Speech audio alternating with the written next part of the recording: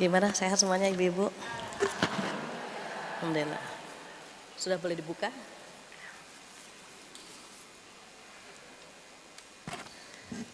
Assalamualaikum warahmatullahi wabarakatuh.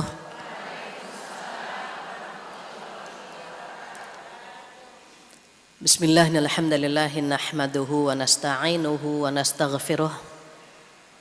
Wa na'udzu billahi min syururi anfusina wa min sayyiati a'malina. May yahdihillahu fala mudhillalah wa may yudhlilhu fala hadiyalah. Asyhadu an la ilaha illallah wahdahu la syarikalah wa asyhadu anna Muhammadan abduhu wa rasuluh la nabiyya ba'dah. Alhamdulillah dan alhamdulillah dengan izin Allah kita dipertemukan kembali di rumah Allah, di rumah yang indah bersama wanita yang indah. Insya Allah semua diberikan rezeki yang indah, rumah tangga yang indah, anak-anak yang indah, dan semoga kita dikumpulkan di jannah yang indah. Amin ya rabbal alamin. Tak lupa selawat dan salam kita sampaikan kepada kekasih kita Rasulullah sallallahu alaihi wasallam, di mana beliau bersabda, irhamu man fil ardi yarhamukum man fis sama. Cintailah penduduk di bumi, maka penghuni langit akan mencintaimu. Agama kita agama kasih sayang, Allah kita maha pengasih dan penyayang. Rasulullah sallallahu alaihi wasallam pun memiliki sifat yang sangat penyayang. Bahkan beliau berpesan kepada para sahabat, tazawwajul waludal wadud. Nikahilah wanita-wanita yang subur dan penyayang, atau penyayang dan subur.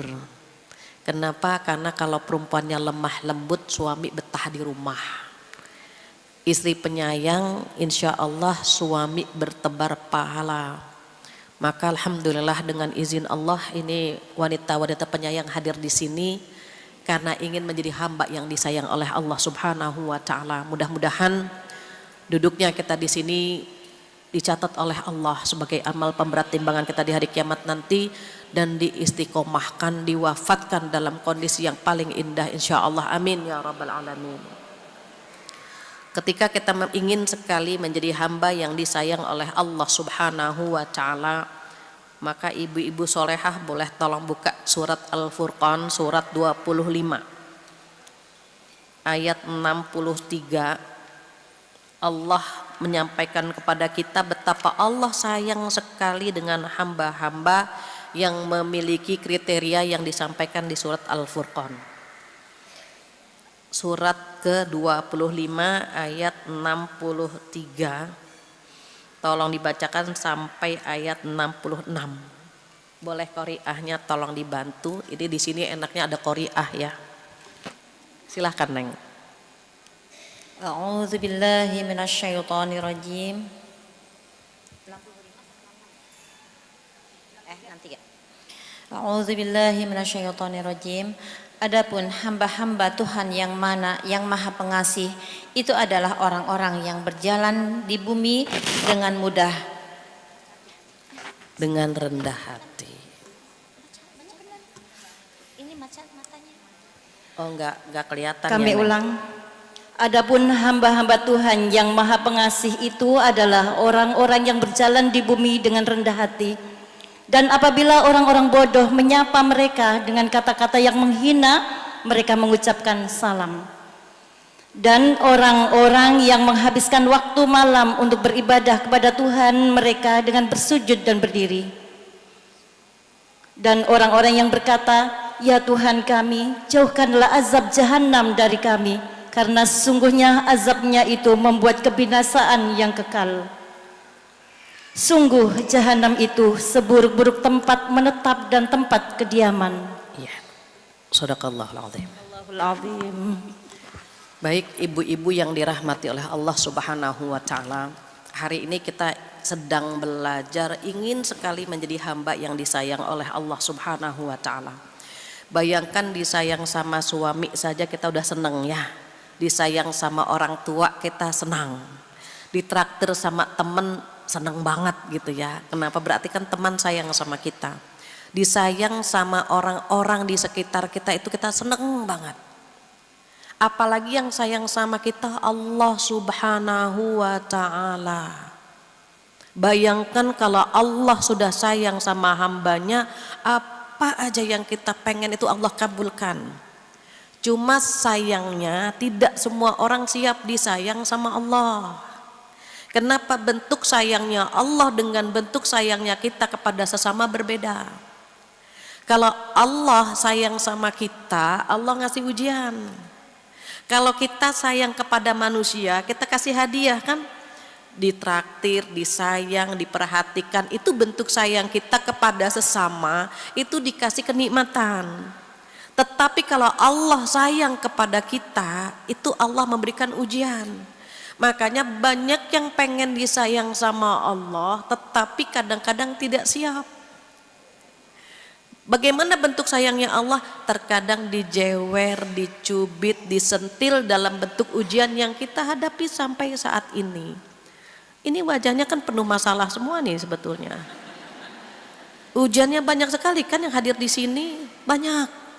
Itu sebetulnya tanda sayangnya Allah begitu.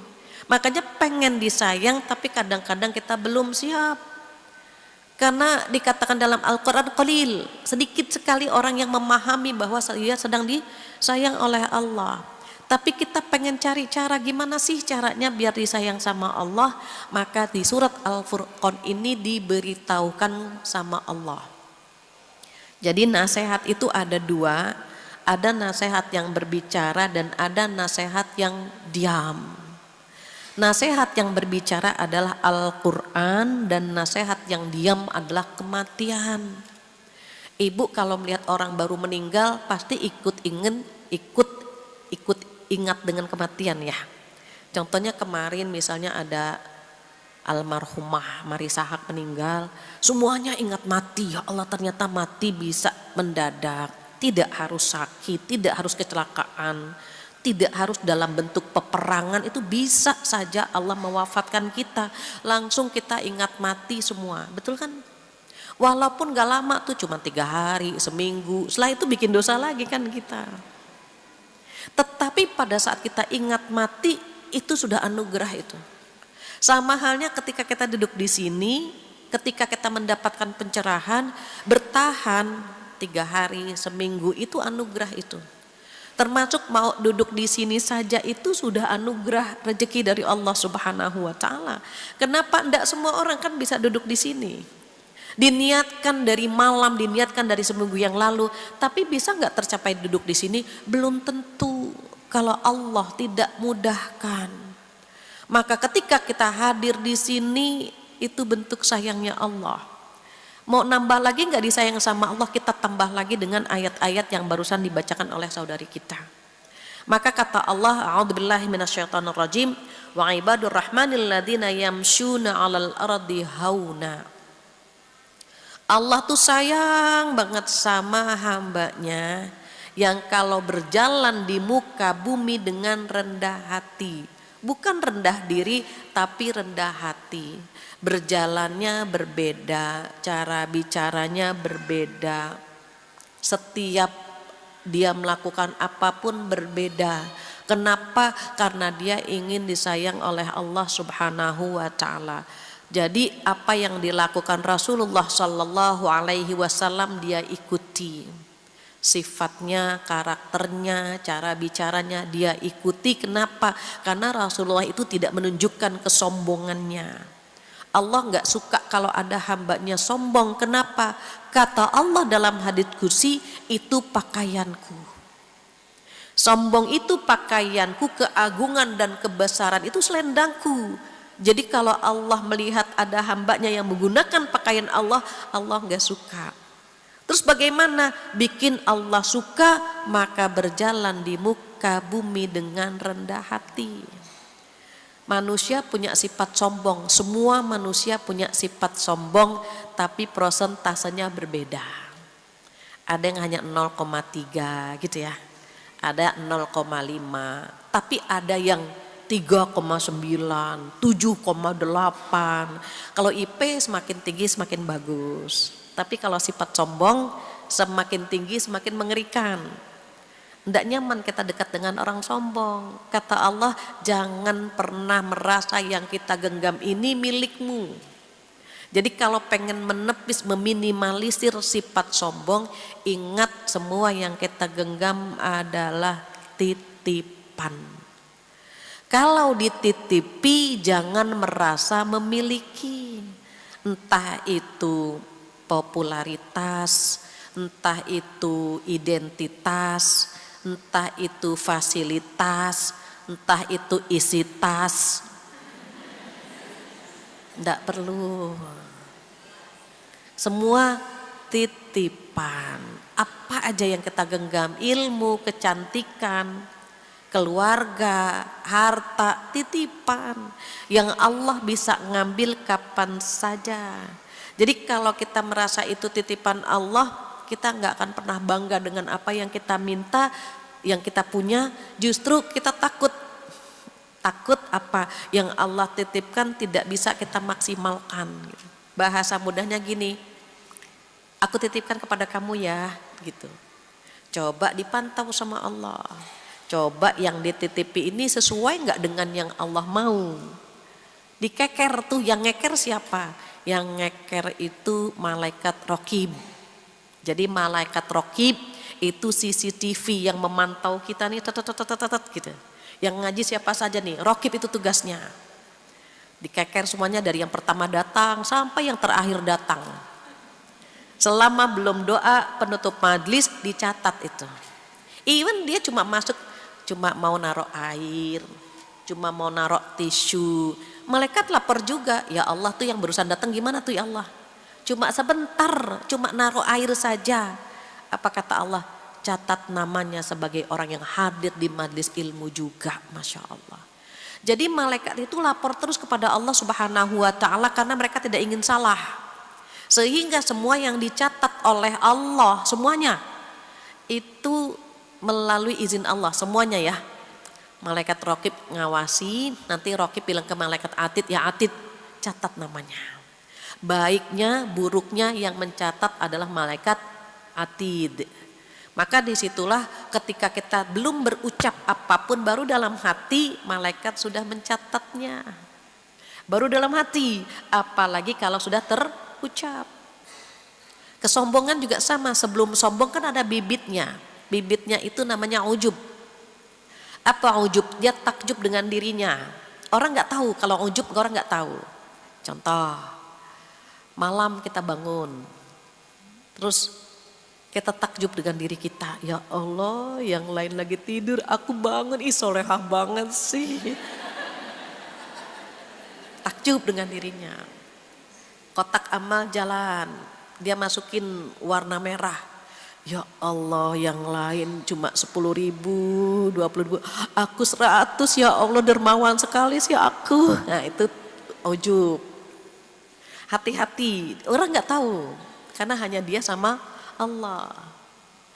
Termasuk kalau kita foto ya, kalau kita foto khawatir juga nih. Kalau foto, setelah difoto yang dilihat wajah siapa? Wajah sendiri kan. Kita nggak peduli dengan wajah orang lain. Yang lain mau mingkem, mau merem, mau mangap, kita nggak peduli. Yang penting kita bagus kan. Kalau sekedar kita bilang, oh oke lah kita bagus, gak apa-apa. Oh oke lah kita gak merem. Kalau merem kita minta ulang kan, udah ulang lagi dong, ini aku merem gitu ya, kita minta ulang. Selama gak ada ujub di sini, ujub gimana?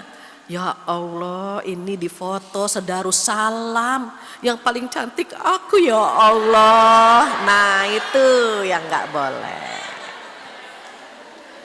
Jadi kalau sekedar mau lihat, oh masih pantas lah. Oh nggak merem, nggak mingkem, nggak mangap, oh masih oke gitu ya. Tapi kalau sudah, ya Allah, Masjid Darussalam, ya Allah, kayaknya yang paling, nah itu Allah nggak suka itu. Terus tiba-tiba cut keluar, gimana dong? Istighfar. Kan wajah cantik titipan, hidung takabur titipan.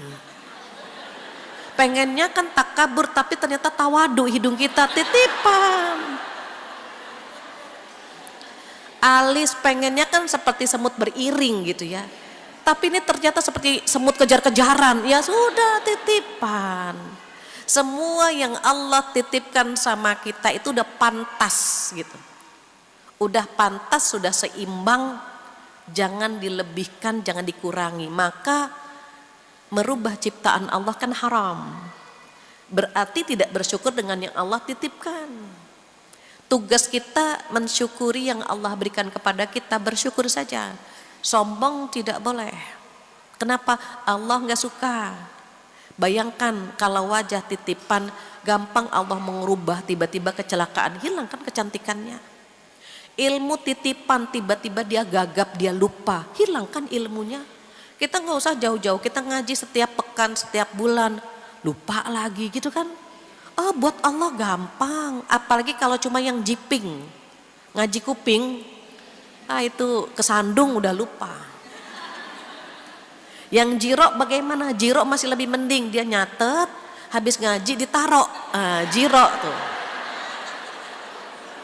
Bulan depan ketemu lagi, kemarin pembahasannya apa ya? Apa ya? Kita kebet-kebet lagi.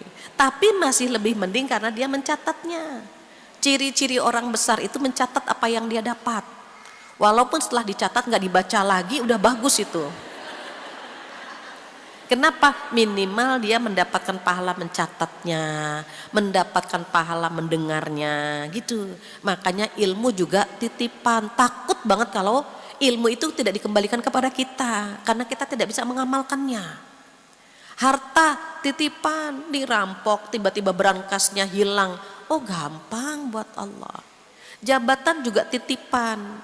Maka kata Allah, a'udzubillahi minasyaitonirrajim, tu'til mulka man tasya wa tanzi'ul mulka mimman tasya. Yang ngasih kerajaan Allah, yang ngambil juga Allah. Jabatan tuh sementara, dia datang pergi. Kenapa? Karena titipan. Terus kita mau sombong dari mana gitu? Mau sombong lewat apa? Semuanya titipan. Kalau kita ingat bahwa semua titipan Allah, maka sombongnya itu bisa diminimalisir. Apalagi kalau udah ngaji seperti ini ya, insya Allah itu sombongnya ndak ada. Di sini ya, di sini. Kalau keluar lagi saya nggak tahu lagi. Minimal di sini sedang kita tekan sifat sombongnya itu minimal. Makanya tidak ada yang merasa bagaimana begitu. Karena kita tahu, oh ya titipan kok, semua titipan. Kita nggak tahu isi tas kita, keluar dari sini aman atau tidak, sama itu titipan. Terus tugas kita apa? Menjaga titipan Allah. Bukan berarti punya Allah kok tas ditinggal. Rumah titipan Allah, tidur nggak dikunci-kunci pintunya. Enggak begitu juga, kewajiban kita menjaganya. Kemudian kita serahkan kepada Allah Subhanahu wa ta'ala. Jadi ditekan sifat sombong itu dengan tawadhu. Kenapa? Allah suka. Tidak perlu pengajian itu isinya pameran. Pamer tas, pamer jilbab, pamer sepatu gitu ya. Kenapa khawatir? Ada yang khawatir saja, ada yang hatinya dengki, khawatir saja. Kalau sudah dengki kan bahaya juga gitu. Mbak jilbabnya sutra ya, habis kalau nggak sutra ketombean. Ada yang nggak suka. Mbak tasnya ori ya, itu dia saya kalau KW tuh alergi. Nggak enak gitu ya. Biasanya misalnya kalau keringetan ngelap tisunya cuma gini. Karena pakai berlian di jarinya ngelapnya gini. Enggak lah, di sini nggak ada yang begitu. Makanya alhamdulillah di pengajian yang nggak ada di Indonesia, di sana jauh banget. Di luar negeri yang nyebrang sungai, nyebrang laut. Nah, di sini insya Allah tidak ada. Jadi satu yang bikin kita disayang sama Allah apa? Rendah hati. Dah titipan Allah semua kok gitu ya. Nggak usah sombong. Yang kedua, wa idza khatabahumul jahiluna qalu salama. Nah ini yang agak susah buat perempuan. Dan apabila orang-orang yang jahil menyapa mereka dengan kata-kata yang menghina, mereka mengucapkan salam. Assalamualaikum. Nah sekarang terkadang tidak lagi mengucapkan dengan lisan tetapi dengan chattingan. Netizen itu Masya Allah sekarang ya. Ini hati-hati. Satu kata yang kita menganggapnya remeh, tapi Allah redho, maka Allah akan mengantarkan kita ke surga. Satu kata kita menganggapnya remeh tapi bikin Allah murka, maka Allah akan mengantar kita ke neraka. Jadi kalau ada orang yang iseng, ada orang yang usil, ada yang orang menggoda, kita perhatikan ini doanya serius atau doanya usil. Kan bisa kelihatan dari nadanya. Kalau Assalamualaikum Bu, Waalaikumsalam, karena dia terus menyampaikan salamnya buat kita. Tapi kalau Assalamualaikum cantik, Waalaikumsalam pelan-pelan aja, Waalaikumsalam. Jangan dibalas Waalaikumsalam ganteng, gak usah. Kenapa? Dia niatnya bukan mendoakan kita dengan tulus. Kalau Assalamualaikum penghuni surga, pelan aja Waalaikumsalam amin ya robbal alamin. Jangan dijawab Waalaikumsalam penghuni neraka, nggak usah. Kadang-kadang kita suka nggak sabaran, kalau ada yang usil kita jawab. Saya sering sekali melihat perempuan yang begini nih, laki-laki enggak, Masya Allah ya, laki-laki tuh yang begitu tuh nggak dijabanin, nggak dijawab gitu. Tapi kalau kita tuh pengen panas, kita emosi gitu. Emosi banget kalau kita diledek, dihina. Sesungguhnya orang-orang yang meledek kita kan akhlaknya akhlak tercela. Kalau mereka usil mengganggu kita akhlak tercela. Kalau kita balas, kita berarti selevel dengan dia gitu maksudnya. Padahal kita kan pengen lebih tinggi dari dia gitu. Jadi ya udah tahan aja. Jawab aja Waalaikumsalam kemudian tinggalkan. Sama ini netizen juga kalau komentar kan luar biasa ya Bu. Itu kalau dipikirkan, sakit hati sekali kita. Sampah, serapah itu dituliskan itu. Kadang-kadang saya nggak habis pikir, itu kan beranda-beranda saya. Instagram saya, postingan saya. Tapi mereka bisa mengeluarkan tulisan yang jijik sekali gitu. Sumpah serapah ditulis di beranda saya gitu. Saya bilang ini maunya apa? Kalau mau pansos kan ya jangan di beranda saya, silahkan saja gitu ya, di beranda dia. Tapi di era sekarang itu naudzubillah, pengennya ini dikasih pelajaran nih gitu kan. Tapi udahlah, ingat ayat ini. Apabila orang-orang jahil, orang-orang usil menyapamu, baik menyapa saat di jalanan atau menyapa di sosial media kita, tinggalin aja. Kenapa? Nanti energi kita habis buat mikirin yang begitu tuh. Apalagi ibu ini wajah-wajahnya calon orang besar semua ya. Minimal badannya udah besar. Kalau sudah punya nama, ini kan calon orang-orang besar, itu biasanya ada yang gak suka sama kita kan. Ada yang ingin membunuh karakter kita, ada yang ingin membunuh ekonomi kita, membunuh masa depan kita, itu biasa. Terus bagaimana? Kata Allah, tinggalkan saja.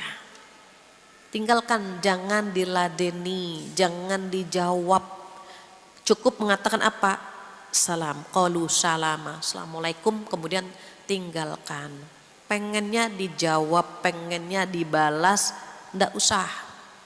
Itu wasting time, buang-buang waktu, buang-buang energi. Harusnya kita sudah melakukan hal-hal yang bermanfaat, jadi mikirin itu.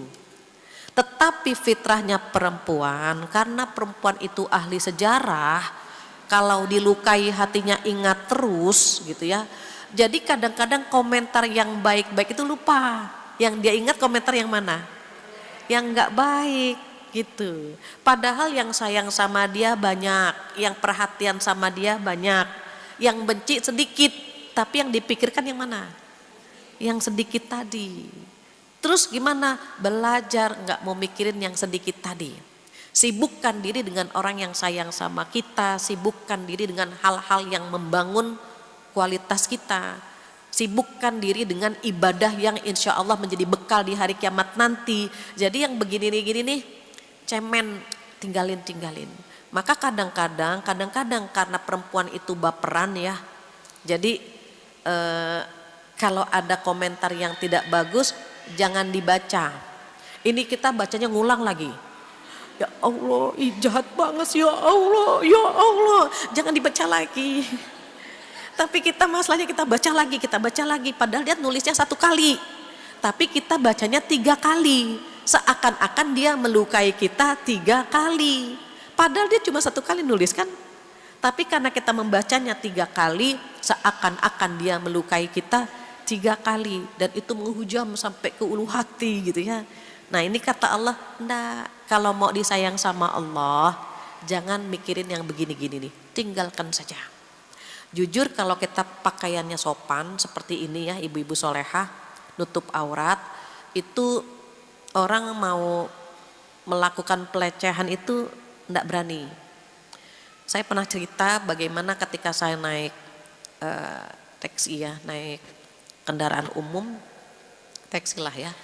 Itu drivernya nanya gini, Mbak Islam bukan ya gitu. Saya bilang, ya pasti Islam kan dari pakaian saya kelihatan Pak gitu. Enggak Mbak, maaf ya Mbak gitu. Karena baru saja saya dapat penumpang. Itu pakai jilbab juga kayak Mbak, tapi dia non muslim gitu. Terus ketika saya tanya, kenapa gitu, sejak kapan pakai hijab gini? Jawabannya dia, saya bukan orang Islam Pak gitu. Loh kenapa kok menutup aurat? Apa jawaban dia? Karena sejak saya menutup aurat saya di kantor dihargai. Saya di kantor dihormati. Kalau saya pakai busana yang biasa saya pakai ke kantor, mereka nyolek punggung saya, pinggang saya, kadang-kadang paha saya. Mereka melakukan hal senon yang tidak pantas lah gitu kepada saya. Tapi setelah saya pakai ini, pakai hijab, dia bilang, mereka menghormati saya. Apa jawaban dia? Oh gitu Mbak, gitu. Iya. Seandainya nih perempuan ini bilang, seandainya umat Islam tahu dengan perintah Tuhannya gitu, pasti mereka akan menutup aurat semua. Karena Tuhannya yang memerintahkan kan pasti mendatangkan kebaikan buat dia. Saya bilang sama supirnya, Mas dia turun di mana? Kan boleh jadi itu mengantar hidayah, Mas dia turun di mana gitu. Kalau kita ajak ngobrol boleh jadi gitu. Dia tertarik dengan agama kita karena ketika dia merasakan nikmatnya menutup aurat saja luar biasa gitu. Sama halnya kalau saya suka seneng gitu ya. Kalau ada orang yang hadir ke pengajian, walaupun mohon maaf, ada kadang-kadang yang belum menutup aurat, ada yang kadang-kadang belum sholat gitu ya. Ada yang kadang-kadang mohon maaf masih melakukan dosa besar. Dia hadir ke pengajian itu saya seneng banget. Kenapa? Karena ketika dia duduk di majelis ilmu, dia sudah mendapatkan pencerahan. Sudah dibimbing sama Allah untuk kumpul bersama orang baik-baik. Makanya kadang-kadang ada yang nutupin pahanya pakai sajadah. Gak ada masalah buat saya. Ada yang misalnya mohon maaf ya, yang datang ke saya, Bu, makasih saya baru hari ini datang ke pengajian. Insya Allah saya tidak akan pernah selingkuh lagi gitu. Berarti kan dia selama ini dia selingkuh. Kita bilang alhamdulillah. Kita apresiasi kenapa? Oh dia punya niat baik. Coba kalau kita, oh Mbak selingkuh selama ini, astagfirullah. Dia nggak datang lagi ke pengajian. Tetapi kalau dia nyaman cerita sama kita, alhamdulillah Bu, insya Allah saya akan meninggalkan itu. Oh alhamdulillah, dia nyaman kumpul sama kita. Ada yang lari-lari, Bu alhamdulillah Bu, sekarang saya sudah sholat. Oh ya alhamdulillah, kan sholat wajib. Tapi kalau kita bilang, oh dikira ada apa Mbak, kan sholat wajib Mbak. Beda, buat dia yang nggak sholat kemudian sholat itu prosesnya besar. Dari nggak pakai jilbab terus pakai jilbab itu prosesnya besar. Dari berzina kemudian tidak berzina itu prosesnya besar. Jadi setiap ada orang yang melakukan hal positif dalam kehidupannya kita apresiasi. Tetapi kalau ada orang yang melakukan hal yang negatif kepada kita tidak kita pikirkan lagi. Kenapa? Biar energi kita lebih banyak merekrut orang baik-baik ketimbang memikirkan orang yang tidak baik.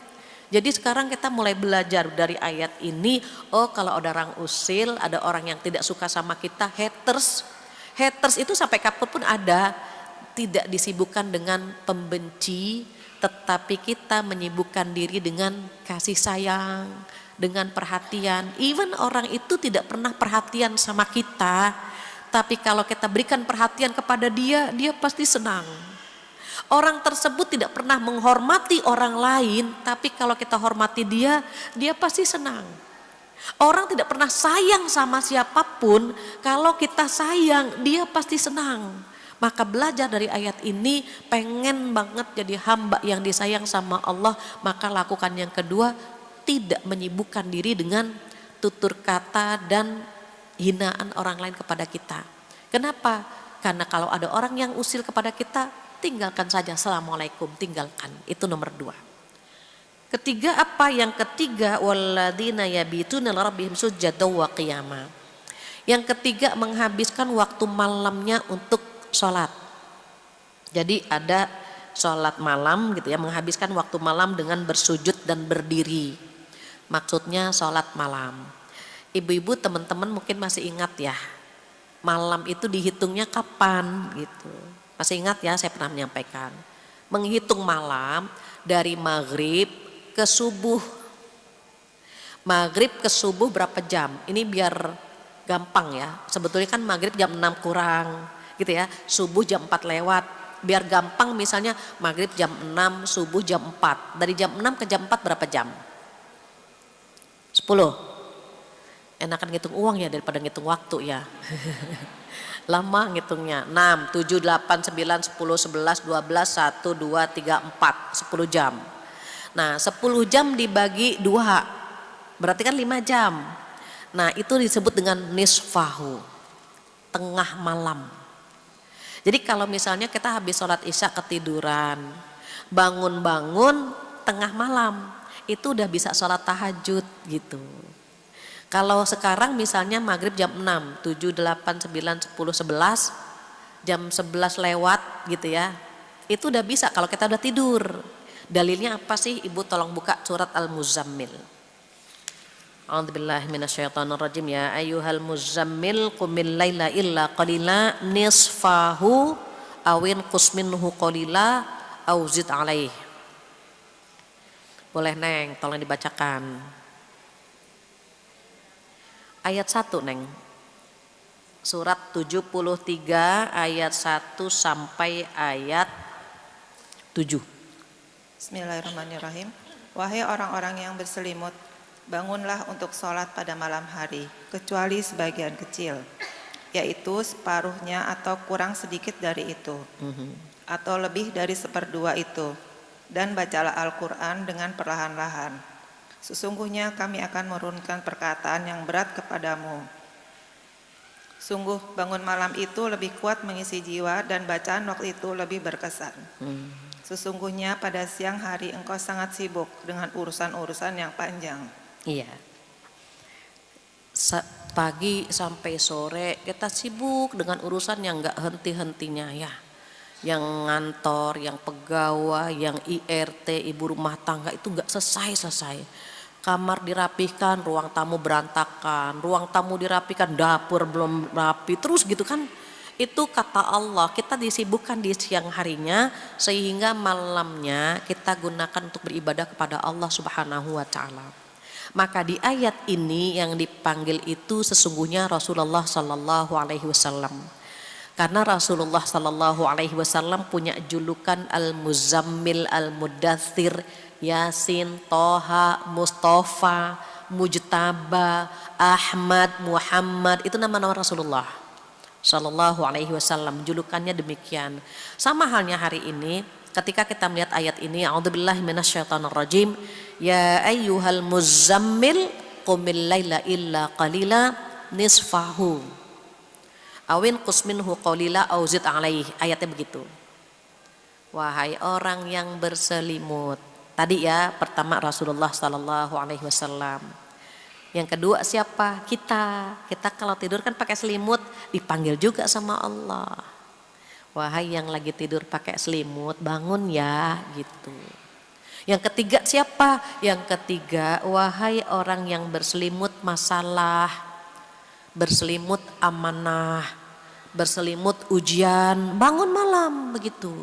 Qumil laila illa qalila. Qalila di situ ada yang menafsirkan sebentar, nggak lama gitu. 2 rakaat boleh, 4 rakaat boleh, 8 juga boleh. Ada yang menafsirkan qalila di situ sedikit banget yang mau mengerjakan ini begitu.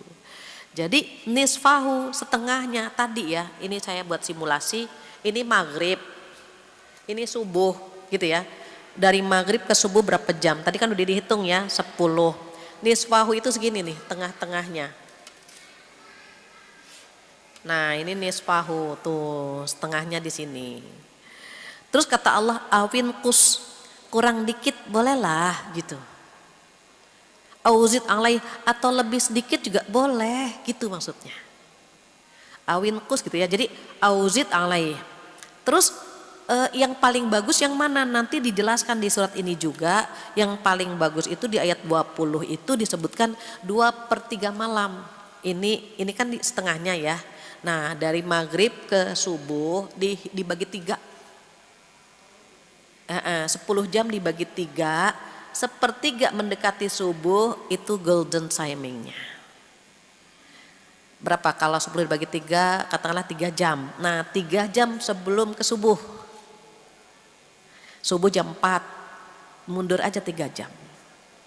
Sekitar jam 2 ya. Itu golden timingnya di situ tuh, di 2/3 malam. Jadi diingat ya cara menghitungnya, maghrib sampai ke subuh berapa jam. Kemudian kalau dibagi 2 itu setengahnya, dibagi 3 1/3 mendekati subuh itu afdoliyahnya.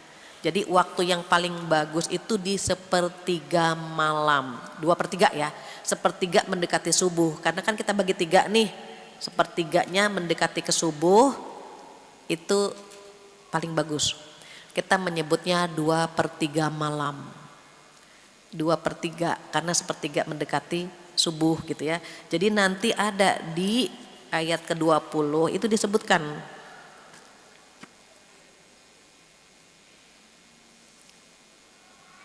A'udzubillahi minasyaitonirrajim. Inna rabbaka ya'lamu annaka taqumu adna min thulutsail lail wa nisfahu wa thulutsahu wa ta'ifatun minal ladzina ma'ak.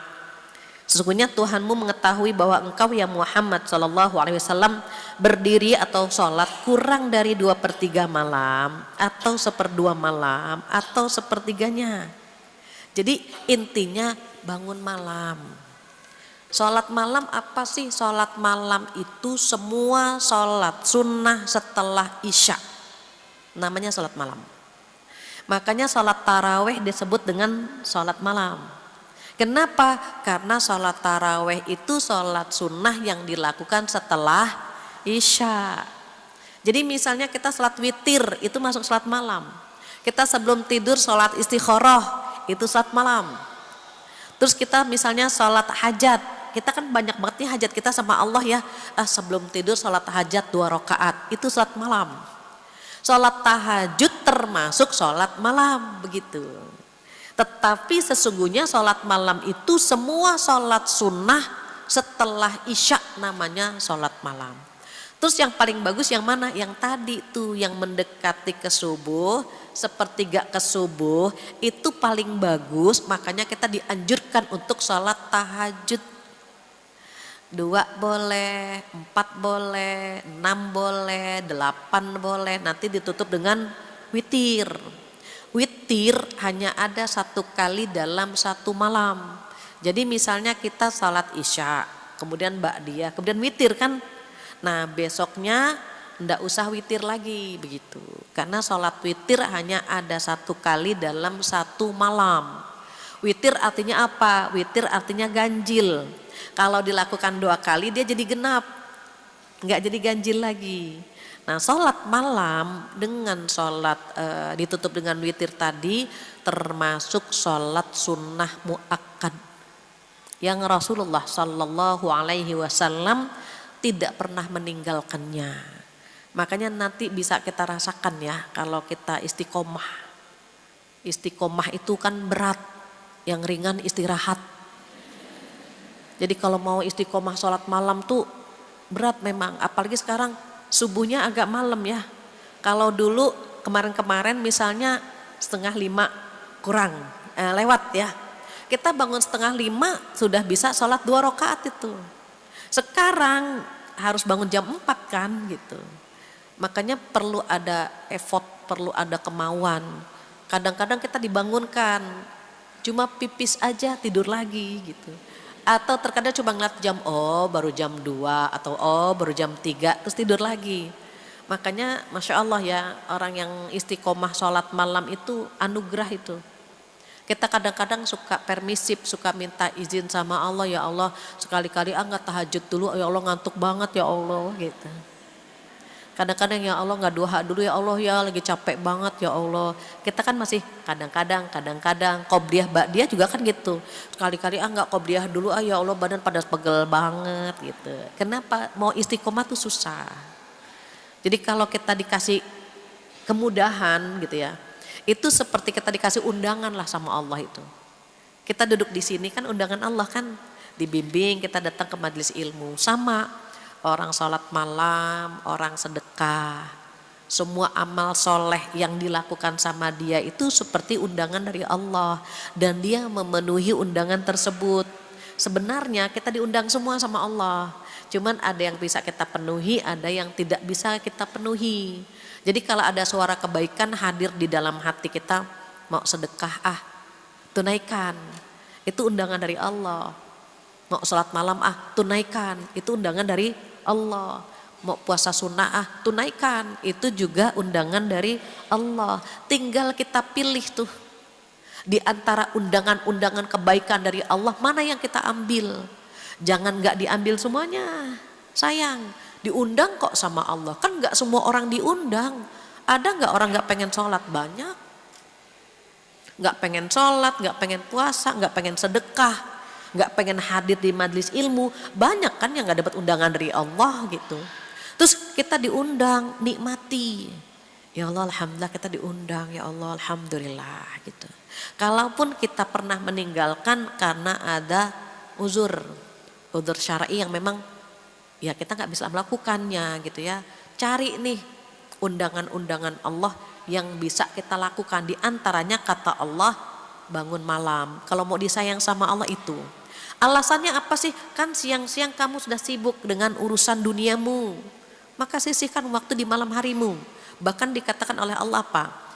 Inna nasyi'atal laili hiya asyaddu wat'a wa aqwamu qila. Sesungguhnya salat malam itu mengisi jiwanya lebih berat. Dan bacaan di waktu malam itu lebih berkesan. Oke, saya buat ini simulasi. Kalau ibu-ibu itu kan kalau nggak pakai contoh suka ngambang ya ilmunya ya.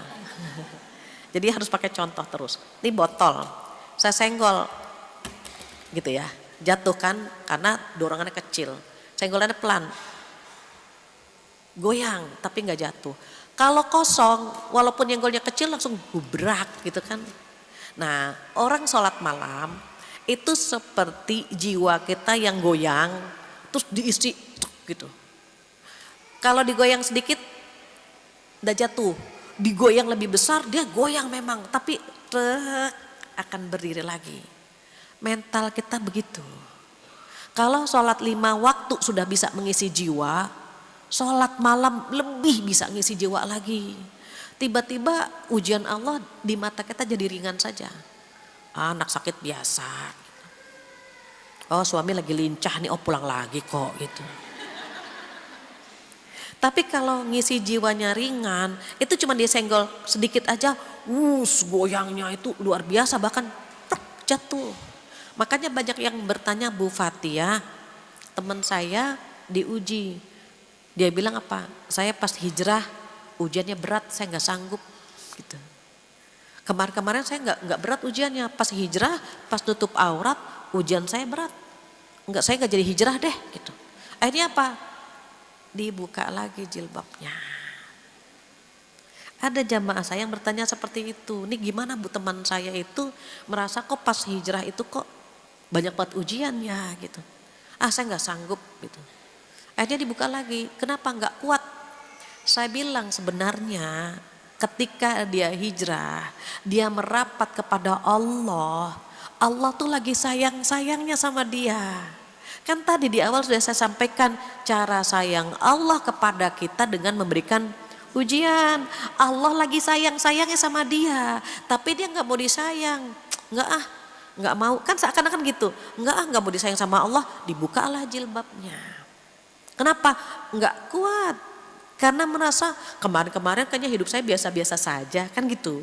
Pas hijrah, pas dekat sama Allah, kok makin berat ujiannya. Nggak jadi deh. Itu seperti tumpukan buku, ini buku ditumpuk. Dia masih rata, pas tumpukannya tinggi, kan agak goyang kan buku itu. Gitu. Kalau dia goyang, jatuh, sama halnya berarti dia belum kuat ditempatkan di level itu, maka Allah turunkan ke tempat semula. Sedih kan kalau kita dikembalikan ke tempat semula. Terus gimana dong? Wasta'inu bis sabri was shalah, minta tolong dengan sabar dan sholat. Lagi goyang nih, kayaknya perlu bangun malam nih gitu. Waduh, hujan lagi kenceng banget nih. Kayaknya ngisi jiwanya harus lebih besar lagi nih gitu. Nanti kalau ngisi jiwanya besar, ini kan valid ayat Allah. Sesungguhnya bangun di waktu malam mengisi jiwanya lebih besar. Dan bacaan Al-Quran di waktu malam lebih berkesan. Kita kalau baca surat di waktu siang atau waktu sore kan biasa-biasa aja ya. Bismillahirrahmanirrahim. 3 qul lagi kita baca. Qul huwallahu ahad. Itu lagi yang kita bacakan karena buru-buru. Mau jemput anak sekolah, mau ini. Bacanya tuh 3 qul terus. Qul huwallah, qul a'udzu birabbil falaq gitu ya. Kelihatan wajahnya wajah cool gitu ya. Enggak lah insyaallah. Terus kalau malam-malam kita bacanya kan enggak terburu-buru. Enggak ngejemput anak, enggak masak. Jadi kita bisa ngambil surat yang agak panjang sedikit. Kemudian lebih berkesan. Terus bagaimana kok kadang-kadang kita sholat tapi kok kering. Kata Rasulullah kalau baca itu sholat itu pura-pura nangis. Misalnya kita baca gini. Bismillahirrahmanirrahim. Ya ayyuhal muzammil. Biasa aja tuh gitu. Terus di tengahnya atau yang pendek. Wadduha gitu ya. Kok biasa aja gak ada rasa. Dibikin suara kita kayak orang nangis. Wadduha. Walaili idza saja gitu. Nanti lama-lama nangis kok. Yang penting jangan bersuara. Jangan wadduha. Gak boleh. Dibikin suara kita kayak orang nangis. Ibu praktekkan coba. Bener, nangis kita. Wadduha walaili idza saja. Apalagi kalau kita tahu artinya, Masya Allah. Ibu tahu ketika baca ini termasuk surat favorit ya. Wadduha dengan Alam Nashrah itu surat yang turun khusus Rasulullah untuk Rasulullah sallallahu alaihi wasallam. Jadi surat Ad-Duha dengan Alam Nashrah itu surat yang khusus diturunkan kepada Rasulullah sallallahu alaihi wasallam. Ibu kalau tahu artinya, Masya Allah nikmat banget. Ketika kita bilang demi waktu duha gitu ya. Kemudian demi waktu malam, ada kalimat mawadda'aka rabbuka wa ma qala. Tuhanmu tidak akan pernah meninggalkanmu dan Tuhanmu tidak akan pernah membencimu. Kita baca itu mewek kita. Ya Allah, Engkau tidak akan pernah meninggalkan hamba ya Allah. Engkau tidak akan pernah membenci hamba ya Allah. Ujian kita berat banget. Kan ada Allah gitu. Ya Allah, Engkau tidak akan pernah meninggalkan hamba ya Allah. Kita baru sampai mawadda'aka rabbuka wa ma qala, itu langsung nangis kita. Tuhanmu tidak akan pernah meninggalkanmu. Langsung gitu. Tuhanmu tidak akan pernah membencimu sebanyak apapun dosa kita. Allah tidak akan pernah membenci kita. Bikin dosa lagi, istighfar lagi, besok bikin dosa lagi. Terus Allah benci sama kita? Enggak. Allah nunggu taubat kita, Allah nunggu mohon ampun kita. Makanya kalau lagi sholat bacanya agak dibikin kayak mau nangis gitu. Dibikin lebih syahdu gitu ya. Apalagi kalau kita tahu artinya. Ini alasan Allah kenapa kita disuruh bangun malam. Karena siang sudah beraktivitas dengan urusan dunia yang begitu panjang. Masa malam tidak ada waktu untuk bermunajat kepada Allah Subhanahu wa ta'ala. Enak kalau kita udah curhat sama Allah. Ngadu semua urusan kita sama Allah.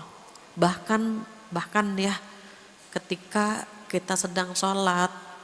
Itu Allah natap kita. Di 2/3 malam Allah itu turun ke langit yang paling dekat dengan bumi. Ini langit ibu kalau keluar natap ke atas ada langit kan, itu langit yang paling dekat dengan bumi. Pada 2/3 malam Allah turun ke langit yang paling dekat dengan bumi. Allah mendengarkan keluh kesah kita. Yang mohon ampun diampuni, yang sakit disembuhkan, yang punya masalah diselesaikan, yang punya hutang dilunasi, semuanya itu Allah panggil. Makanya orang-orang yang sholat malam itu diangkat derajatnya sama Allah. Itu dengan sendirinya. Cuma sayangnya godaannya juga besar. Makanya kalau kita lagi punya ujian yang kayaknya berat banget ya, butuh sandaran yang lebih kuat, yaitu sholat malam. Jangan sampai kita diuji langsung goyang, langsung tepar. Ada satu hal yang Allah bilang sama kita apa? Minta tolong dengan sabar dan sholat. Kita belum melakukan yang itu tuh, sabar doang, sholatnya belum gitu. Atau sholat saja, sabarnya belum, padahal kata Allah dua-duanya harus kita lakukan bersamaan. Maka kalau sudah dapat tipsnya dari Allah Subhanahu wa ta'ala, kita akan melakukannya insya Allah. Itu yang ketiga. Yang keempat apa? Yang keempat yang terakhir, walladzina yaquluna rabbana srif 'anna 'adzaba jahannam inna 'adzabaha kana gharama. Orang-orang yang disayang sama Allah diantaranya yang selalu berdoa agar dijauhkan dari api neraka. Apa ayat kata Allah di sini? Dan orang-orang yang berkata, ya Tuhan kami jauhkanlah azab jahanam dari kami, karena sesungguhnya azab itu membuat kebinasaan yang kekal, dan sungguh jahanam itu seburuk-buruk tempat menetap dan tempat kediaman. Gini maksudnya. Ketika kita berdoa, berdoalah kepada Allah agar dijauhkan dari api neraka, dijauhkan dari neraka jahanam. Doanya itu. Jadi jangan doanya jangan dunia terus. Kita permintaan kita kebanyakan dunia ya, minta rejeki lagi gitu. Minta rumah, minta kendaraan, minta ini boleh. Tapi jangan minta dunia terus. Mintalah akhirat. Minta dipermudah sakaratul maut. Minta dipermudah untuk menggapai surganya Allah. Minta dikumpulkan bersama para nabi. Minta diselamatkan dari api neraka. Ada minta-minta yang untuk urusan di akhirat. Walaupun doa yang paling lengkap doa sapu jagad. Rabbana atina fid dunya hasanah wa fil akhirati hasanah wa qina adzabannar. Ada kalimat wa qina adzabannar. Nah itu. Kalau kita doanya serius, cuman doa itu saja tuh, Rabbana atina saja, itu kita bahagia dunia akhirat. Masalahnya waktu kita doa itu kita formalitas aja kan. Cuma Rabbana atina fid dunya hasanah wa fil akhirati hasanah wa qina adzabannar. Sudah. Kata Allah nih orang minta beneran apa enggak sih? Gitu. Jarang yang doa ini nangis tuh jarang. Padahal kalau doa ini dikabulkan, itu kita bahagia di dunia, bahagia di surga, terhindar dari api neraka. Kenapa? Karena orang-orang yang berdoa ini nih berarti dia serius. Makhluk Allah yang paling kejam itu ya neraka jahanam. Dan neraka jahanam itu ditutup. Nanti kalau di pembahasannya tentang surga neraka lah insya Allah ya. Ini sekedar saja api neraka itu, pintu neraka itu ditutup gini. Jadi ketika seseorang mau masuk neraka itu dia udah shock mendengarkan suara api menggelegar, suara orang teriak, dia udah shock itu dia. Kita dengar petir, dengar guntur, dengar gitu ya, udah ini keras banget suaranya gitu. Itu baru di dunia. Suara api neraka lebih ngeri dari itu. Jadi ketika orang mau dimasukkan ke dalam api neraka kan pintunya tertutup. Sehingga dia nggak tahu apa yang ada di dalam. Dan penjaga pintu neraka semuanya bengis, semuanya kejam. Ibu kalau orang masuk ke pintu neraka nggak ada tuh malaikat yang ramah, nggak ada. Ibu ya Allah kenapa masuk neraka?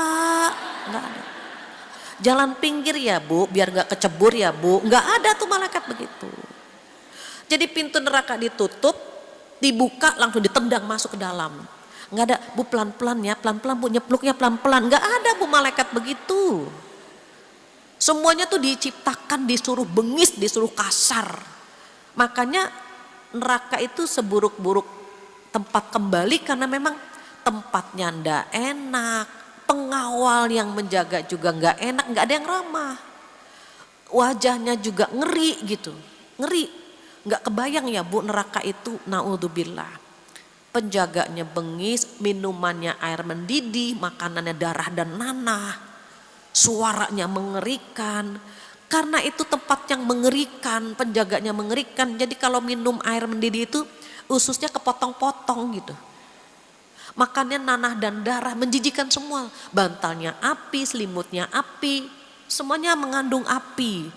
Jadi kita memang harus berlindung dari api neraka. Kalau kita minta dijauhkan dari api neraka, Allah sayang banget Ibu. Berarti hambaku benar-benar ingin terhindar dari api neraka. Maka tugas kita balik lagi kepada duit.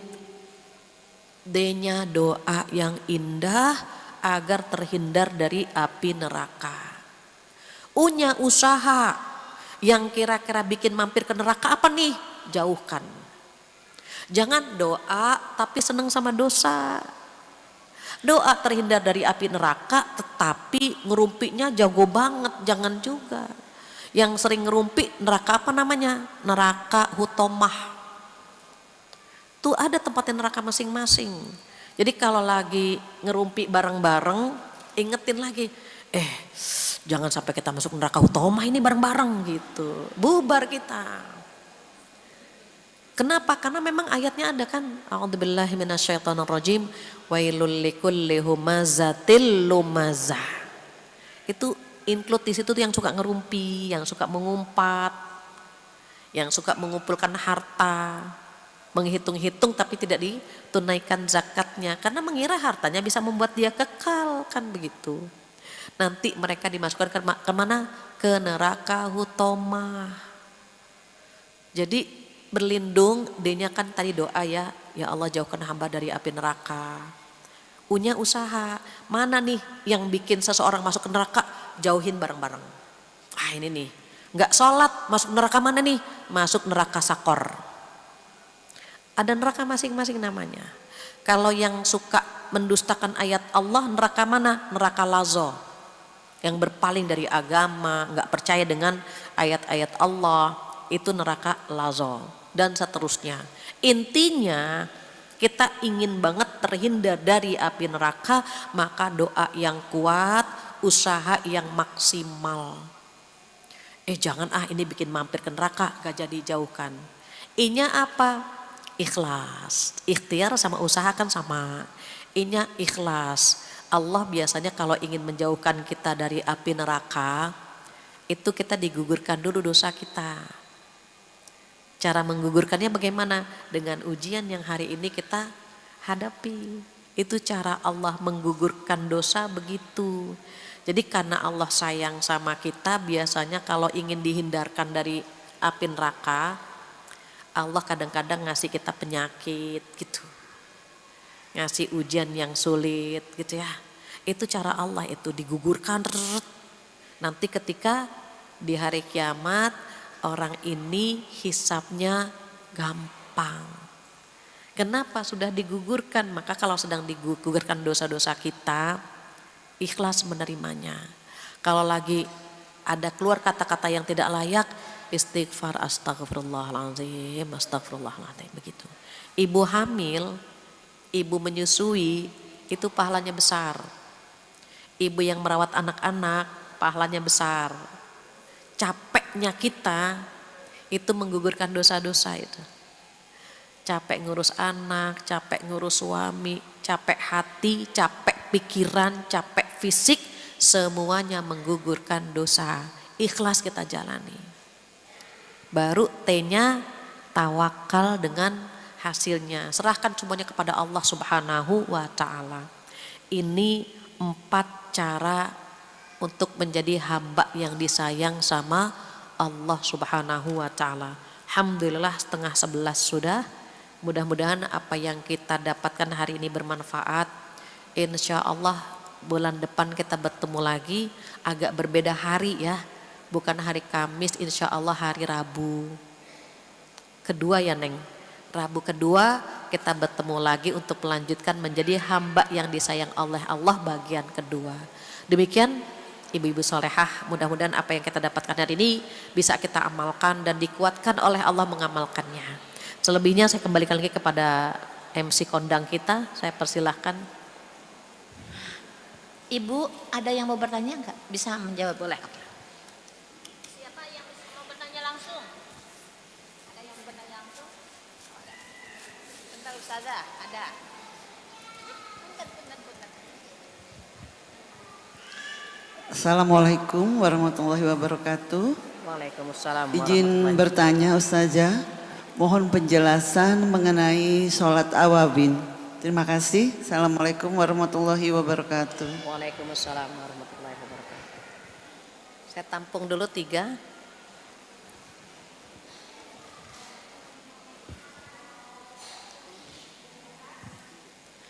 Terima kasih Ustazah. Sama-sama.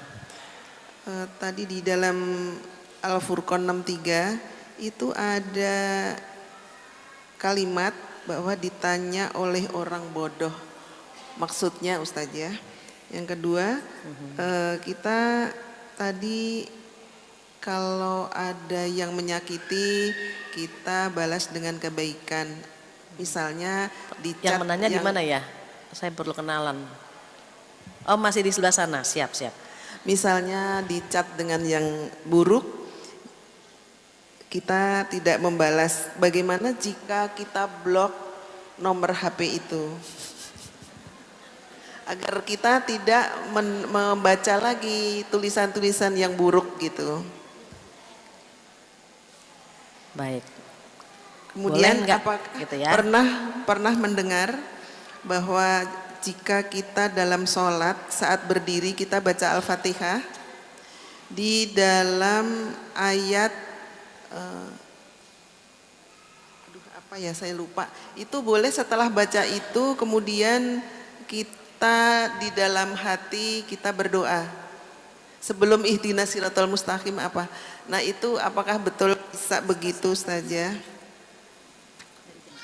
Kemudian yang keempat bahwa Neng, bagi-bagi ya Neng. Satu lagi. Pertanyaannya kecil, pendek-pendek. Bahwa tadi Ustazah menyampaikan bahwa ujian itu untuk menggugurkan dosa. Tapi saya merasa bahwa kalau dapat ujian itu karena saya banyak dosa. Terima kasih.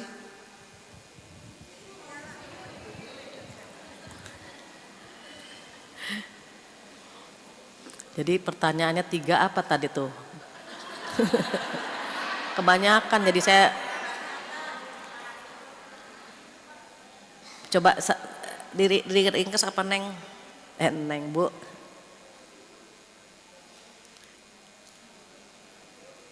Pertanyaan pertama dulu.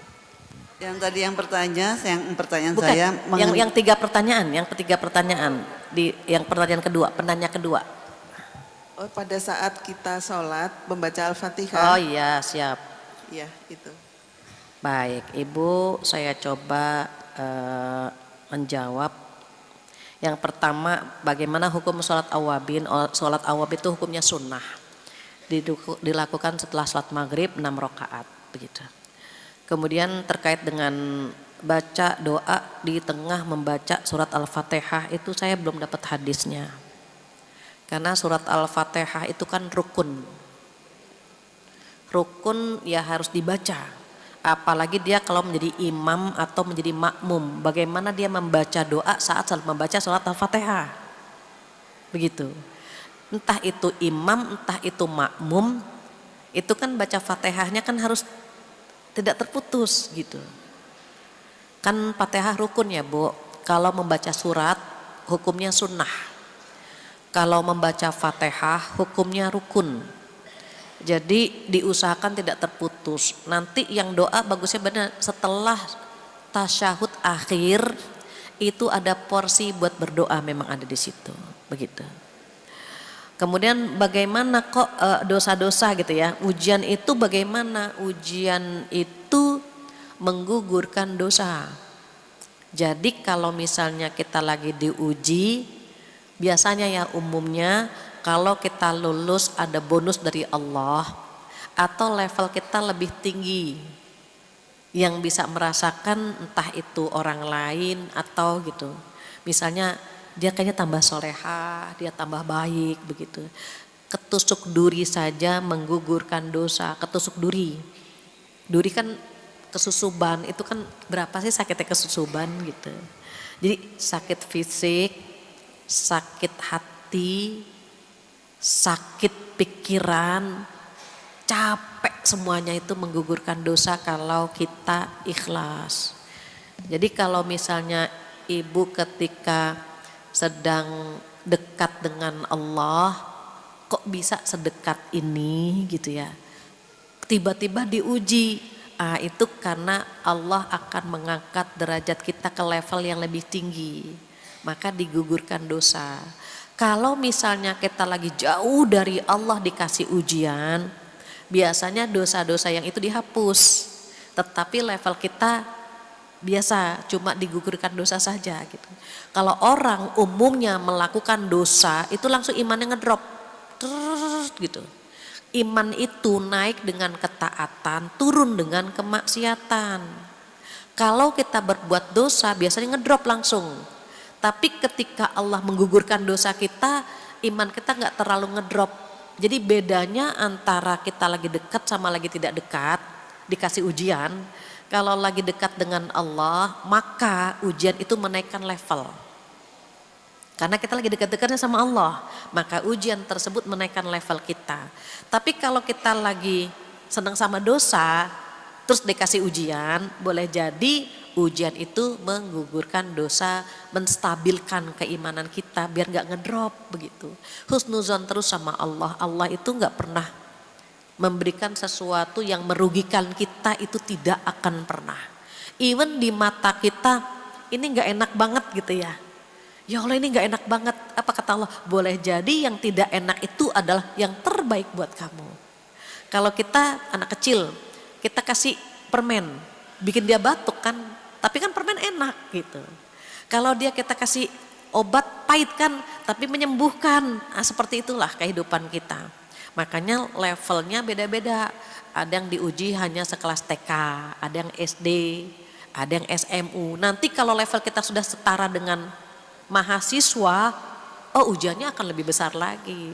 Tapi kalau misalnya kita diuji level mahasiswa nggak lulus, kata Allah, berarti dia belum layak di level ini, maka diturunkan ke level sebelumnya. Demikian wallahu a'lam.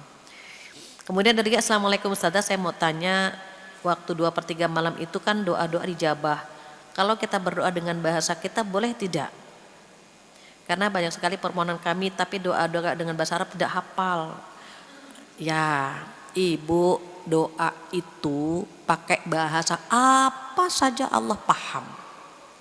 Maha mendengarnya Allah berbeda dengan maha mendengarnya manusia. Ibu seandainya nanya sama saya semua, Bu Fatia, saya bilang, ibu maaf satu-satu gitu kan.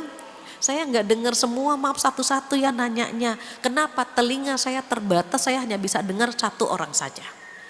Allah Bu, Allah maha mendengarnya.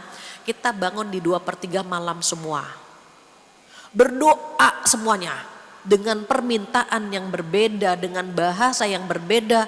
Ada yang bahasa Jawa, ada yang bahasa Sunda, ada yang bahasa Padang misalnya. Oh, Allah nggak bingung. Allah maha mendengar dengan bahasa hati saja Allah paham. Kita sujud Bu, saat sujud terakhir pengen banget kita berdoa, tapi nggak bisa bahasa Arab. Gimana dong? Jangan terucap dari lisan. Kalau tidak bisa bahasa Arab, dalam hati saja. Karena kita masih dalam kondisi sholat. Jadi kalau sujud terakhir kan masih dalam kondisi sholat, jangan mengeluarkan bahasa Indonesia. Walaupun kita pengen banget, pengen nangis saat sujud, tapi tidak boleh menggunakan bahasa Indonesia karena waktu sholat harus bahasa Arab. Nggak boleh, ya Allah tolong hamba ya Allah, batallah salatnya. Kenapa? Karena ada bahasa Arab dalam salatnya, ada bahasa Indonesia dalam salatnya dia, begitu. Jadi bagaimana nanti setelah salam, nah angkat tangan, nangis di situ dengan semua bahasa.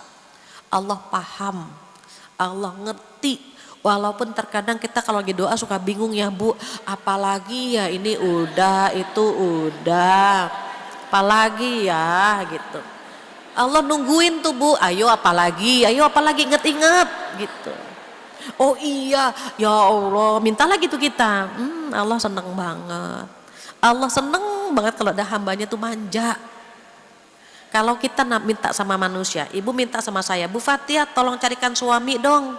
Yang 5T udah takwa, tampan, tajir, terdidik, terjamin, 5T Bu. Enggak, saya kasih ke ibu buat mantu saya. Kenapa? Karena kalau manusia kepemilikannya terbatas. Tapi kalau kita minta sama Allah, oh Allah tambah sayang, Allah tambah seneng. Makanya kalau kita ada keinginan apa ya Bu, meminta gitu ya Bu ya, meminta kepada Allah tuh berarti kita tidak ada jarak dengan Allah.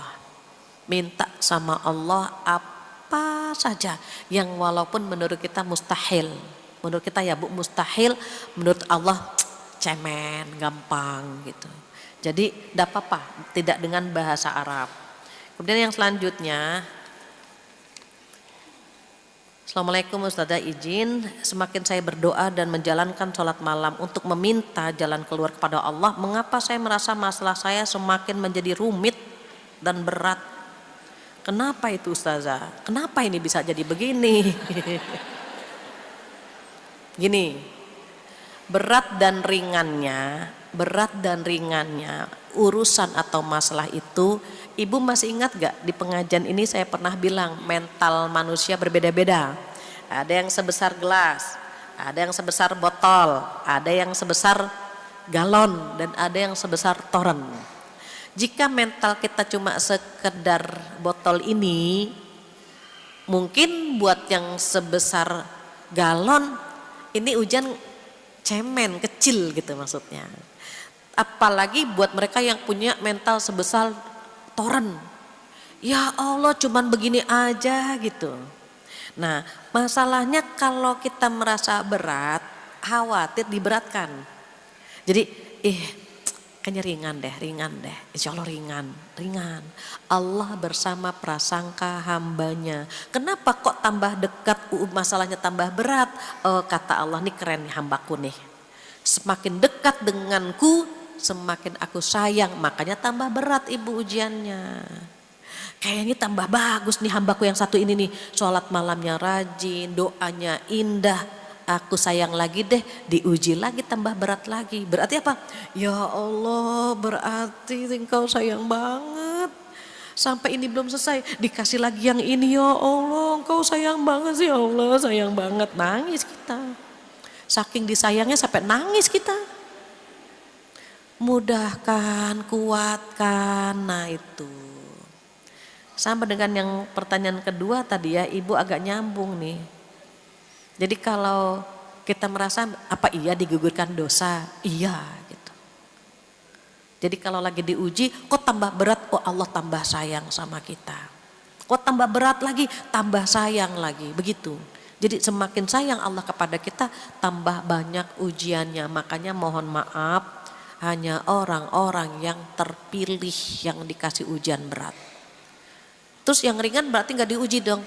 Ujian itu bisa dalam bentuk kenikmatan, bisa dalam bentuk kesulitan. Bedanya apa? Yang dikasih ujian dengan kenikmatan jarang yang sukses, itu aja. Ibu saya buat ilustrasi. Kita lagi ngantuk, diusap-usap, tambah ngantuk kan? Tapi lagi ngantuk, hei bangun, kaget kan? Nah, orang diuji seperti itu. Saya buat simulasi, ada pohon kelapa, ada kerak nangkring di pohon kelapa. Terus ada angin puting beliung, bikin sayembara sama angin tornado. Itu lihat kerak tuh, gitu. Dia lagi enak banget nangkring di pohon kelapa. Bagaimana kalau kita goyangin tuh pohon biar dia jatuh, bikin sayembara tuh. Ketika angin yang puting beliung muter-muter, dia pegangannya sama pohon kelapa tambah keras kan, dia goyang-goyang. Terus sama angin tornado pun muter juga makin keras pegangannya. Tiba-tiba datang angin sepoi-sepoi, aku boleh nggak ikut sayembara? Ditertawakan sama mereka. Kita aja angin yang sekeras ini nggak bisa ngejatuhin kerak. Bagaimana mungkin kau angin sepoi-sepoi mau ikut perlombaan, mau ikut sayembara? Tapi bolehlah kita coba. Datang angin sepoi-sepoi, si kerak ngantuk, pegangannya lepas, jatuh nggak? Jatuh. Tuh ujian seperti itu. Kalau kita dikasih kenikmatan, kita kadang-kadang lupa untuk bersyukur. Jadi kita lengah. Beda dengan kalau kita dikasih ujian. Kalau ada orang bahagia, jarang yang doanya nangis tuh, jarang. Tapi kalau dikasih kesulitan, bisa nangis, bisa puitis. Ya Allah yang maha pengasih tak pilih kasih. Nangis kita. Ya Allah, ya Allah, ya Allah. Lagi bahagia, doanya ala kadarnya. Astagfirullahaladzim, astagfirullahaladzim, astagfirullahaladzim. Udah selesai. Kenapa? Lagi bahagia. Coba kalau lagi susah, ya Allah suami hamba belum pulang-pulang, ya Allah kembalikan, ya Allah, bisa nangis kan? Ya Allah anak hamba sakit, ya Allah, bisa nangis kita. Itu seperti lagi digoyang, kita pegangannya sama Allah kuat. Tapi kalau lagi bahagia, ala kadarnya saja doa kita. Rabbana atina fid dunya hasanah wa fil akhirati. Itu pun matanya kemana-mana, kita kan nggak fokus gitu. Itu hebatnya ujian.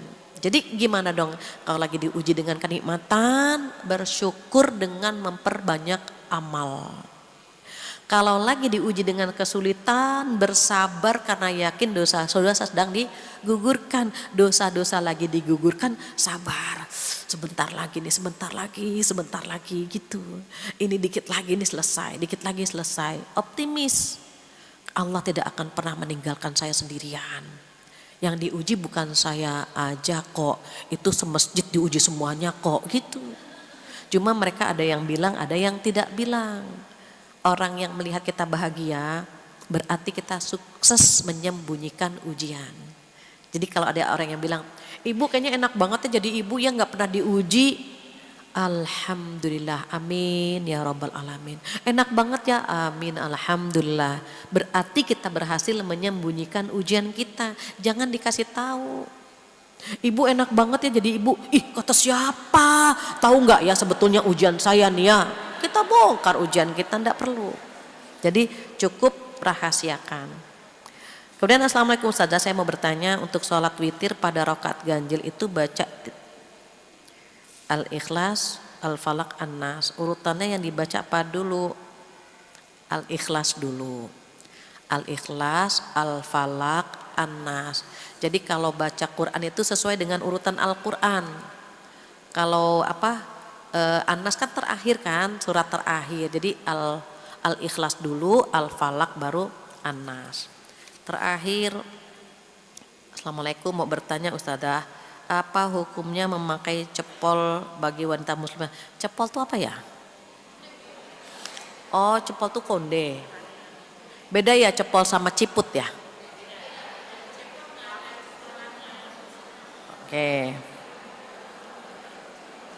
Kalau cepolnya tinggi, ya, ini pemahaman ibu-ibu kan cepol yang tinggi ya, bukan cepol sama ciput beda ya. Kalau ciput kan memang biar nih jilbab gak gerak-gerak nih, kita pakai ciput kan, boleh. Kalau cepol itu tadi ya yang tinggi, kayak rambut palsunya. Nah, kalau misalnya biar tinggi, kemudian biar elegan dan seterusnya, ada unsur, mohon maaf, tabarruj di situ, nggak boleh. Tapi kalau ternyata jilbab langsung kita kendor semuanya, mau nggak mau harus pakai cepol yang ada gitu, biar ngepas, dan itu standar ya, standar, bukan yang kayak punuk onta. Yang dilarang itu kan yang seperti punuk onta, dilarang itu yang seperti punuk onta. Kalau yang biasa standar ya nggak apa-apa. Kalau memang itu asli rambut kita, memang rambutnya gimbal, ya mau nggak mau kan ada cepolnya gitu. Tetapi kalau nggak ada rambutnya, tapi seakan-akan cepolnya besar, rambutnya gimbal, itu paling pembohongan publik aja tuh. Bohong dosa kan, ada pembohongan gitu. Ada pembohongan di sana. Natural saja memang misalnya rambutnya udah nggak gimbal, kan kita tutup aurat, nggak terlihat kan gitu. Jadi kembali kepada niat masing-masing. Kalau misalnya niatnya ingin tadi ya tabarruj, maka berdosa gitu. Urutan sholat taubat setelah sholat isya, apa mana yang dulu? Kalau sholat taubat itu pas ingat dosa. Contoh, lagi duduk di sini nih, ya Allah, saya pernah durhaka sama orang tua. Ingat dosa itu, langsung sholat taubat. Jadi kalau sholat taubat tuh pas ingat dosa itu, langsung sholat taubat. Jangan ditunda. Kenapa? Apakah menjamin dia akan panjang umurnya sebelum sholat taubat? Gitu. Dia ingat misalnya, ya Allah, aku tuh pernah syirik gitu. Langsung sholat taubat saat ingat gitu. Ingatnya maghrib, habis sholat maghrib langsung sholat taubat. Ingatnya isya, habis sholat isya langsung sholat taubat.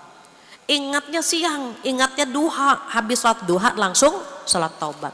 Secepatnya kalau sholat taubat itu. Jangan ditunda, enggak harus nunggu tengah malam. Saat dia ingat mengerjakan dosa besar, langsung dia sholat taubat 2 rakaat. Setelah itu apa? Setelah itu mengakui dosa-dosanya. Ya Allah, hamba pernah melakukan ini. Gitu. Kedua, menyesali perbuatannya. Hamba menyesali Allah. Waktu hamba meninggalkan sholat, hamba tidak tahu kalau itu hukumnya wajib. Gitu. Nanti setelah itu apa? Yang ketiga, berjanji untuk tidak melakukan lagi. Jadi yang ketiga, pertama mengakui dosa-dosa dia, tergantung dosanya apa. Durhaka kah, syirik kah, pernah ninggalin sholat kah, taubat itu. Baru yang kedua, menyesali perbuatannya, dan yang terakhir berjanji untuk tidak mengulangi lagi. Demikian yang bisa saya sampaikan, saya jawab. Mohon alhamdulillah. Maaf Ustazah, Ya, masih Neng? ada bisa satu pertanyaan, apakah masih bisa? Oke, nggak? boleh. Iya. Mohon ridhonya ya ibu-ibu ya yang mau pulang. Terima kasih Ustazah. Assalamualaikum warahmatullahi wabarakatuh. Waalaikumsalam. Iya Ustazah, terkait dengan ujian ya. Kadang-kadang kan ujian itu kita merasa itu berat. Nah setelah kita merasa berat, kita selalu ingat terus gitu Ustazah. Kok kenapa saya melakukan ini gitu loh. Apakah kita tidak bersyukur dengan apa yang telah diberikan oleh Allah, karena ujian itu kan merupakan salah satu sayang Allah kepada kita, yaitu terutama ujian yang berat yang terjadi di dalam diri kita. Demikian, terima kasih. Bila taufik wa hidayah. Wassalamualaikum warahmatullahi wabarakatuh. Waalaikumsalam warahmatullahi wabarakatuh. Ya, mungkin jawabannya hampir sama. Jadi ketika kita diuji, kok kayak nggak kuat ya? Kayak, sepertinya gitu. Sepertinya kok berat banget yang kita tuh kayak nggak kuat ya gitu. Maka yang ingin kita kuatkan satu, yang pertama, saat Allah menguji kita, kita lagi belajar mengikuti apa yang Allah mau. Kita lagi belajar mencari ridho Allah. Kalau dulu kita pernah dengar asal Bapak senang, sekarang kita lagi belajar asal Allah senang dan ridho. Asal Allah ridho. Artinya apa? Gak apa-apa diuji, yang penting Allah ridho. Saya punya jamaah, Masya Allah, kena penyakit autoimun. Ketika kena penyakit autoimun gak bisa kena sinar matahari, dia jadi wajib pakai cadar. Ketika dia cerita di backstage ya, kita mau ada acara dengan waktu itu saya ada acara, saya lupa ya. Jadi siren maju duluan, saya sesi kedua, nah dia genggam tangan saya. Bu Fathia, saya kena penyakit imun gitu. Saya nggak bisa kena sinar matahari, saya diprediksi begini. Saya bilang sabar ya Mbak, Allah tuh sayang banget. Yang bikin saya salut sama Masya Allah sama ukhti ini, saya bilang sama Allah, ya Allah nggak apa-apa saya dikasih penyakit seberat ini ya Allah. Asal engkau kumpulkan aku dengan Rasulullah Sallallahu Alaihi Wasallam. Saya langsung nangis, saya genggam tangan dia gitu ya. Kita nangis bareng-bareng itu. Saya cuma bilang sama Allah, gak apa-apa saya dikasih ujian seberat ini, dikasih penyakit seberat ini. Asal saya dikumpulkan bersama Rasulullah, asal dikumpulkan bersama istri-istri Rasulullah, bersama Khadijah. Gak apa-apa ya Allah, gak apa-apa. Saya redho. Itu sebelum acara kita nangis berdua-duaan di belakang stage. Itu kenapa? Mbak ya Allah sekuat itu, iya kan kita lagi belajar kan Bu Fathia, betul. Kita lagi belajar bagaimana redho dengan yang Allah kasih. Kita belajar itu sama halnya ketika saya dikasih anugerah umur 48 hamil. Itu saya diingatkan sama ipar, kakak ipar saya Pak Fat. Gak apa-apa kan Pat hamil? Gak apa-apa Kak, gak apa-apa. Allah ngasih keturunan lagi kok, rezeki lagi. Lagi belajar ya Pat, iya Kak. Kita belajar mengikuti apa yang Allah mau. Kita pengennya umur mau 50 udah mau menopause kan pengen istirahat gitu ya. Tiba-tiba Allah kasih hamil lagi kan berarti luar biasa. Umur 50 itu bawa badan aja udah capek kan gitu. Tiba-tiba kita dikasih hamil lagi. Tapi balik lagi ya Allah memang jika engkau redha enggak apa-apa. Kalau memang dengan cara ini engkau memasukkan hamba ke surga enggak apa-apa gitu. Lagi belajar ke tingkat itu. Belajar ke level itu. Jadi ketika orang sudah nyantai, sudah main sama cucunya misalnya. Saya main sama anak saya berpikirnya apa? Mungkin anak ini yang bisa mengantar saya ke surga. Mungkin anak ini yang bisa menguatkan kita. Sama halnya dengan penyakit, dengan ujian-ujian yang lain. Ya Allah, jika memang dengan cara ini engkau redho ya Allah. Hamba ikhlas. Yang penting surga ya Allah ya gitu. Yang penting kau redho ya Allah. Yang penting kau seneng, sayang sama kita. Kita lagi belajar di posisi itu. Kalau memang belum bisa bagaimana? Belum bisa redho bagaimana? Ikhlas. Ikhlas aja. Oh iya Allah kan sedang memberikan kita kenikmatan. Ikhlas. Ikhlas gak bisa juga nih, bagaimana? Sabar. Karena level yang paling tinggi adalah redho. Ternyata redho gak bisa. Ya udah ikhlas aja menjalankannya. Ikhlas juga belum bisa karena masih ngedumel kan kita. Sabar. Sabar belum bisa juga, masih marah-marah menghadapi ujian itu. Jangan lari ketika menghadapi ujian Allah. Karena Allah ketika memberikan ujian kepada kita, karena Allah tahu kita mampu diuji di pintu itu, gak mungkin ketuker. Optimis, bukan hanya kita yang diuji sama Allah, semua orang diuji sama Allah. Hanya model ujiannya berbeda-beda. Jadi baik yang hadir di sini mungkin maupun yang di rumah, yang punya ujian, yakinkan diri kita bersama Allah, kita tidak sendiri.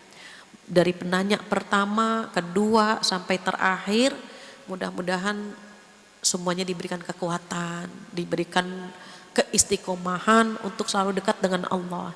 Jadi kalau ternyata lebih dekat dengan Allah ujian semakin besar, yakinkan diri bahwa Allah sedang mencintai kita lebih banyak lagi, lebih hebat lagi.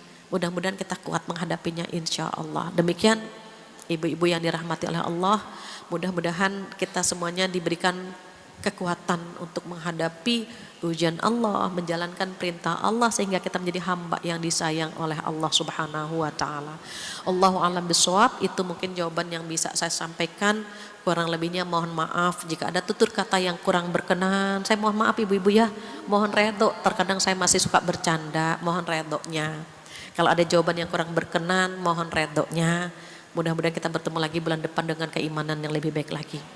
Kita tutup dengan pengajian ini dengan doa penutup majlis bersama-sama. Subhanakallahumma wa bihamdika asyhadu an la ilaha illa anta astaghfiruka wa atubu ilaik.